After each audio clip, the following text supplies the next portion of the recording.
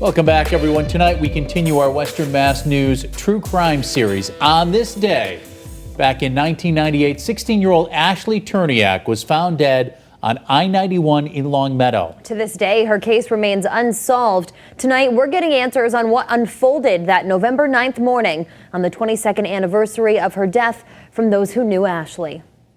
Ashley Turniak was like any other teenager in Agawam. She hung out with her friends, spent her days learning at Agawam High School, and was well liked by all those who knew her. She had a great personality. She really did. Nice kid, really nice. But on November 9th, 1998, Ashley left school and never returned home. One of the last people to see her that day was her assistant principal, Paul Cavallo. On that particular day, she came in and just stopped by to say hello and so forth.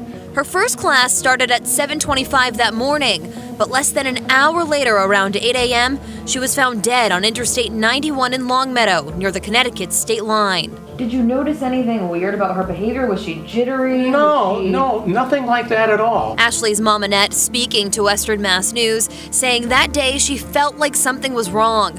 And when she came home from work and Ashley wasn't there, the worst thoughts came to her mind. Something's wrong. Where is she, you know? I didn't know where she was. Then she and her friends watched the evening news, listening to reports that a young girl was found dead on 91.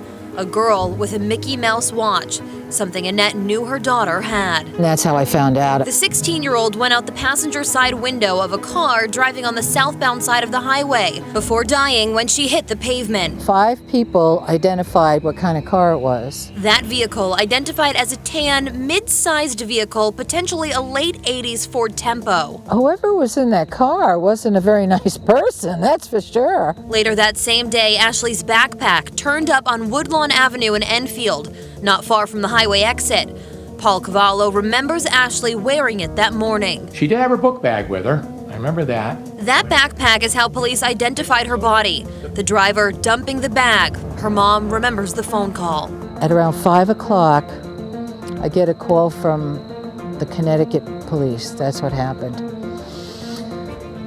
And they said, we found Ashley's book bag and her coat.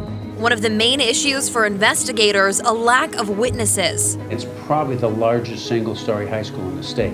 Western Mass News sat down with Agawam Mayor Bill Sapelli, who says the school has roughly 80 doors and classroom windows don't have a view of the main parking lot to see Ashley leave. That end of the building is the cafeteria and the gymnasium, which don't have windows necessarily and or people sitting in a room where they can look out the window.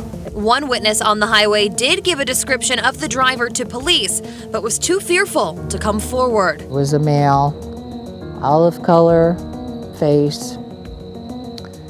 She saw his face and she didn't want to come forward because she was afraid. But what happened to Ashley? Was she pushed out of the car? Did she jump trying to get away? Questions that still linger as the driver remains unidentified. Knowing Ashley, she would not have gotten into a car unless she knew the people. Something happened, and it's hard to prove. We reached out to the Hampden County District Attorney multiple times. They did not wish to comment on this case. If you have any information on what happened or who may be involved, call the State Police Detective Unit at the number on your screen. It's 413-505-5993.